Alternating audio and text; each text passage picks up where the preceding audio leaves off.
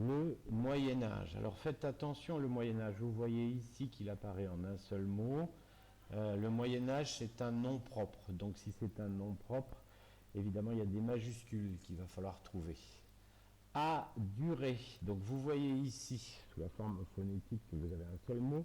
Mais si vous écoutez bien, vous avez un auxiliaire. Donc cherchez bien quel est le sujet, quel est cet auxiliaire, et puis comment il se conjugue. Et puis ici, vous avez un participe passé. La souris va bien vous le donner, voilà. Donc, si j'ai un participe passé, il faut que j'ai identifié l'auxiliaire pour savoir les règles d'accord. Il y a des règles d'accord avec l'auxiliaire être, il y a des règles d'accord avec l'auxiliaire avoir. À vous de les retrouver et de ne pas vous tromper. Attention à la terminaison. Alors là, vous avez une règle de la précédente dictée que vous pouvez appliquer pour vérifier. A, durée, A, peu près, vous entendez deux fois le son A, une fois ici, une fois ici. Est-ce que c'est le même A? Mettez toute la phrase à l'imparfait et vous verrez qu'il y en a un qui ne peut pas changer. Et celui qui ne peut pas changer, il prend un accent. Peu.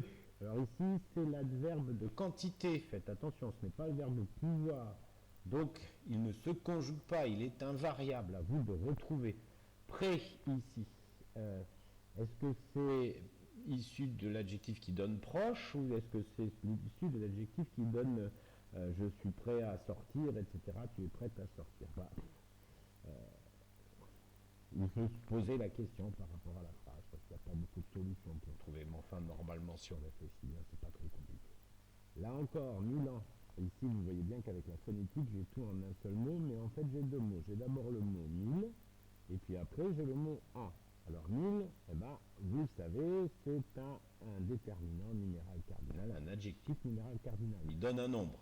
S'il donne un nombre, ce nombre va naturellement influer sur la terminaison du nom en.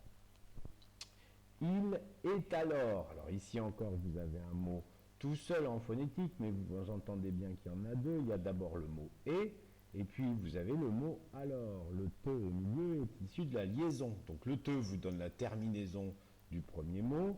Par contre, vous n'avez pas la terminaison du dernier. Plutôt. Alors rien à voir avec un dessin animé de Mickey Mouse. C'est pas le plutôt de Mickey Mouse, non, c'est un adverbe celui-ci. Et faites attention, c'est un adverbe qui a une lettre muette et un accent circonflexe. Ne vous y trompez pas. Difficile. Difficile, adjectif qualificatif. Si l'adjectif qualificatif, il complète de manière attribut ou de manière épithète un nom, un groupe nominal, un pronom, un groupe pronominal. Ce peut même être, allez savoir, un pronom impersonnel. Excusez-moi, rien de particulier, ça c'est une préposition, vous la connaissez, bien le connaître. Alors bien, ici c'est encore un adverbe, ça ne doit pas être trop difficile, c'est un mot que vous rencontrez souvent à l'école. Le, c'est un pronom personnel complément d'objet direct, donc de qui s'agit-il? Connaître. Là, si vous reconnaissez bien, vous avez bien un verbe infinitif du troisième groupe. Attention, là encore, il y a un accent circonflexe qui traîne quelque part. La majorité. Allez vérifier par rapport à majorité la règle de terminaison des mots féminins en T. Il y a des règles à savoir pour savoir si on met un E ou pas. Des gens, pas de particularité sur gens puisqu'au singulier comme au pluriel ça s'écrit de la même façon. Qu'on pourra. Alors là ici vous entendez le que, vous entendez le en et vous entendez le pourra. Alors attention à ce que, d'où vient-il?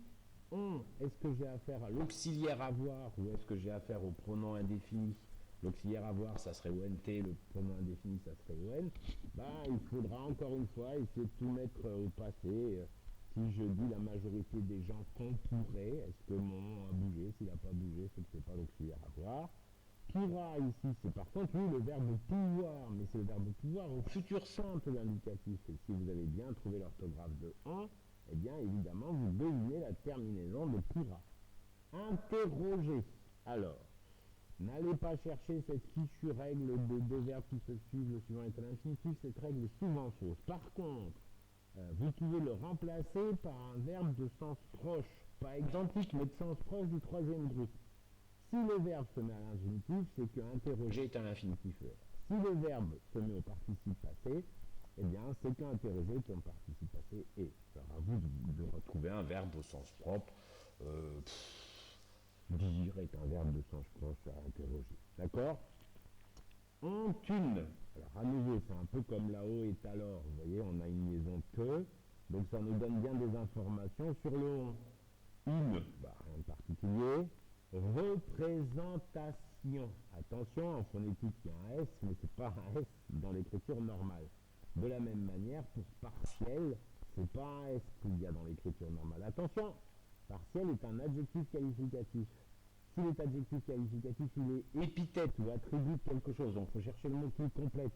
Et ce mot qui le complète, s'il est féminin, faites attention, partiel masculin et partiel féminin se prononcent de la même manière, mais ne s'écrivent pas de la même manière, puisque au féminin, on double le L. De ce qu'il fut. Attention à cela. Revoyez les règles que j'ai mises de la dictée précédente, parce qu'il va falloir le distinguer de ce CE, de ce SEA. Vous le vérifiez. Vous verrez, il y a des tas de possibilités, mais c'est assez facile, puisque ici, regardez, que n'est pas un verbe. Et ici, il est un pronom personnel. Fut. Qu'est-ce que ça peut bien être, ce fut? Ne serait-ce pas l'auxiliaire être? Allez savoir.